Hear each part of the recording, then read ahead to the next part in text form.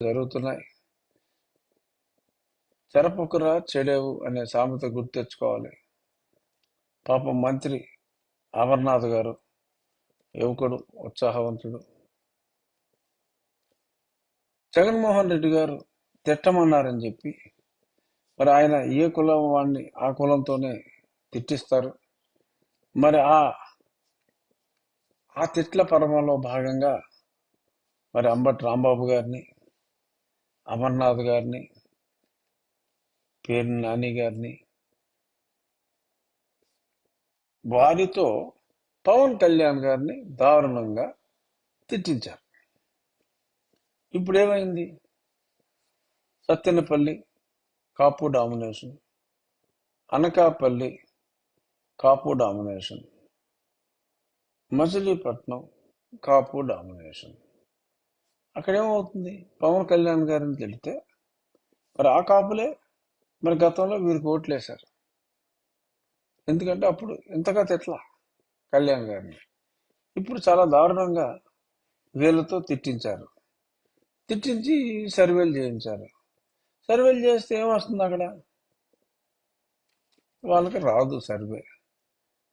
So I-PAC కూడా చెప్తాడు, ఏమంటే మేము సర్వే చేసాం, ఇక్కడ వీళ్ళకి చాలా వ్యతిరేకత ఉంది, ఒక్క కాపు కూడా ఓటేసేలా లేడు వీళ్ళకి అని సర్వే. మరి ఇప్పుడు ఏం చేయాలి? ఆ కాపును తీసేయాలి అక్కడి నుంచి. సో ఆ రకంగా మరి జగనన్న కక్షకి పాపం అమర్నాథ్ అండ్ అంబటి కూడా బలి కాబోతున్నట్టుగా మరి వార్తలు. నిన్న ఆయన మరి కన్నీరు అంటే బాధతో అయిండొచ్చు, లేదు వాట్ ఎవర్ ఇట్ ఈస్. ఎందుకంటే జనాల్ని వారు అన్నాళ్ళు కలిసి ఉన్నారు, ఏమో. మరి ప్రస్తుతానికైతే పబ్లిక్ ఉన్న సమాచారం ప్రకారం మరి వారికి అయితే సీట్ లేదు. వారు చేసిన నేరం ఏంట్రా అంటే ముఖ్యమంత్రి చెప్పింది చెప్పినట్టు చేయటం. ఇలాగే మరి ఏ కులం వారిని ఆ కులం వారితో తిట్టించే చర్యల్లో భాగంగా మరి నన్ను కూడా కొద్దిమంది క్షత్రియులతో తిట్టించారు.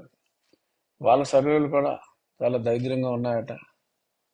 మరి అంత దరిద్రంగా ఉన్న సర్వేలను చూసి మరి ఆ రాజులను కూడా ఉంచుకుంటాడా, లేదు ట్యాక్స్ బర్డెన్ పెంచి మరి చెంతకు చేర్చుకుంటారా తెలీదు. బట్ ఇలాగే ఇతర కులాల్లో కూడా ద్వేషించిన వారి పరిస్థితి మరి అలాగే ఉంది. బట్ ఎక్కడ చూసినా కూడా ఎవరికీ సర్వేలు బాగోలేదు. దానికి కారణం ఆ ఇండివిజువల్స్ కాదు, కొంత ఎక్స్ట్రా పర్సంటేజ్ అనేది ఈ ఇక్కడ ఏ కులం ఉందో ఆ కులం నాయకులతో చంద్రబాబు నాయుడు గారిని కానీ, పవన్ కళ్యాణ్ గారిని కానీ, నన్ను కానీ మేజర్గా టార్గెట్ చేసింది మమ్మల్ని, మా కులాలతో. సో అక్కడ అన్ని చోట్ల డెఫినెట్గా వారికి ఆ అభ్యర్థులకి ఎక్స్ట్రా నెగిటివిటీ. ఓవరాల్గా జగన్మోహన్ రెడ్డి పుణ్యం అంట అందరికీ నెగిటివిటీ ఉంది. ఈ కొన్ని చోట్ల ఈ స్పెసిఫిక్ కారణాల వలన ఎక్స్ట్రా నెగిటివిటీ ఉంది. మరి దీనివలన ఇప్పుడు నేను సీట్లు మార్చేస్తానంటారు. దానివలన ఉపయోగం ఏమాత్రం ఉండదు. ఇంకా గమ్మత్తైన అంశం ఏంటంటే నిన్న కొందరు విషయాలు మాట్లాడుకున్నాం.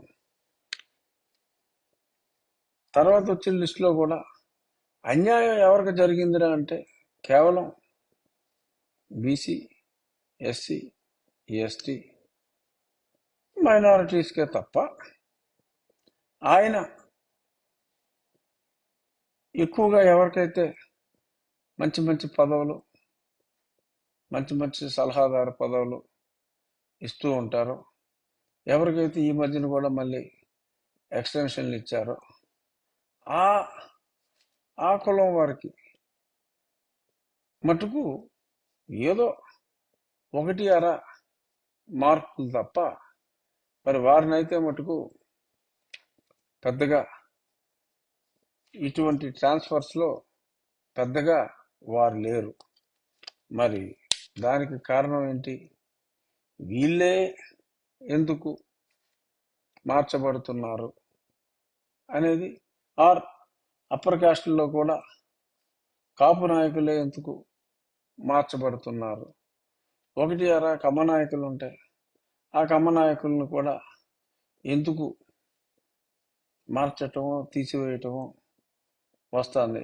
ఒకటి అరా తప్ప, కొడాల నాన్నగారు లాంటి ఒకరిద్దరు తప్ప మిగిలిన కమ్మ నాయకులు అందరి పరిస్థితి కూడా అలాగే ఉంది. సో ఏ కులానికి లేని ప్రయారిటీ, సరే ఆయన స్వకులం అని అనుకుంటుండవచ్చు. బట్ ఏదైనా అక్కడ నిన్న ఎంత తొందరగా అవుతుంది అనుకోలే. సి రామచంద్రయ్య గారు, మరి ఆయన ఇంకా 4 సంవత్సరాల పదవి సమయం ఉంది, అయినప్పటికీ నిన్న ఆయన మాట్లాడారు. చిచ్చి, ఇంత కళ్ళ ఎదురుగుండా ఇంత అన్యాయాలు జరిగితే చూస్తూ నేను ఉండలేకపోయాను అని చెప్పి మరి ఆయన మాట్లాడి వచ్చేశారు.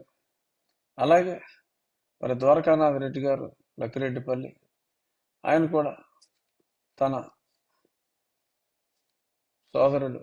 సోదరి మనవరాలు వాళ్ళతో కలిసి, అలేఖ్య వాళ్ళతో కలిసి మరి చంద్రబాబు నాయుడు గారి సమక్షంలో చేరి, ఏమో మా సాయిరెడ్డి, మా చెల్లి తప్ప అందరూ వచ్చాం, త్వరలో వాళ్ళు కూడా వస్తారేమో అని మాట్లాడటం జరిగింది. మొన్న అక్కడ వంశీకృష్ణ, అతనికి ఇంకో 4 సంవత్సరాలు సమయం ఉండగానే మరి జనసేనలో జాయిన్ అయిపోవడం జరిగింది. ఇలా పదవి ఉండగానే జాయిన్ అయిపోవటం, అలాగే మళ్ళీ బ్రాహ్మణ వర్గానికి చెందిన మల్లాది విష్ణు గారు, మరి ఆయన కూడా రాజీనామా సమర్పిస్తున్నట్టుగా మరి తెలిసింది. మరి వీళ్ళందరికీ నెగిటివిటీ ఎందుకు ఉంది? ఎక్కడైనా ఉంటే ఒకరికి ఉంటుంది, ఇద్దరికి ఉంటుంది. ఇంతమందికి నెగిటివిటీ వచ్చింది అంటే దానికి కారణం ఎవరు అవుతారు? మీరే అవుతారు కదా. అలాగే మరి గోరంట్ల మాధవ్ మరి నన్ను మరి జగన్మోహన్ రెడ్డి చెప్పాడని చెప్పి చాలా ఎక్స్ట్రాగా మాట్లాడారు. మరి నిన్న నాకున్న సమాచారం నిజమైనా కాకపోయినా మరి నిప్పులేందే పొగరాదు, మరి సజ్జల గారితో మరి ఒక ఘర్షణ వాతావరణం లాగా ఏర్పడిందని చెప్పి నిన్న నీలి మీడియాలో కూడా వచ్చింది. మరి నీలి మీడియాలో వచ్చిందంటే మరి ఆ గొడవ వచ్చింది నీలి మీడియాని కంట్రోల్ చేసే సలహాదారుడు కాబట్టి డెఫినెట్గా అది నిజమే అయి ఉండాలి. సరే, ఇవాళ పొద్దున్న గోరంట్ల గారు ఖండించారు, అబ్బెబ్బే అలాంటిదేమీ లేదని. కానీ మరి నీలి ఛానల్లో కూడా వచ్చిన తర్వాత ఘర్షణ అన్నది నిజమే. మరి అక్కడ ఘర్షణ పెట్టుకుంటే మరి అంత ఈజీగా పంపించరు. సో ఆ ఘర్షణకి పర్యవసానంగా మరి కాస్త ప్రాయశ్చిత్తం కూడా జరిగిందని చెప్పి, ఎందుకంటే ఎక్కువ చెప్తే బాగోదు. మరీ ఇప్పి చూపెట్టేలేం కదా అన్నీ, అంటే ఇప్పి చెప్పేలేం కదా అని. అంచేత కొంత ప్రాయశ్చిత్తం కార్యక్రమం కూడా జరిగిందని, ఆ పశ్చాత్తాపం, ఆ ప్రాయశ్చిత్తం మరి ఈరోజు మరి కొన్ని ప్రెస్ మీట్లో కూడా కనపడింది. ఏదేమైనా ఆయన పార్టీ ముఖ్యం, నాకు టికెట్ ఇచ్చినా ఇవ్వకపోయినా నేను జగన్మోహన్ రెడ్డి గారికి అండగా ఉంటాను అని చెప్పి ఆయన చెప్పారు. చాలా సంతోషం.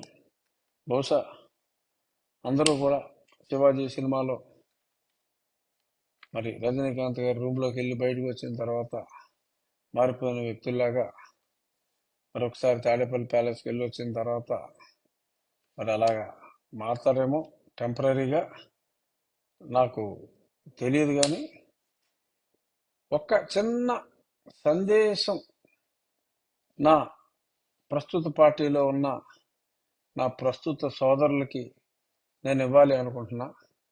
అదేంట్రా అంటే ఊరికే బాధపడిపోమా.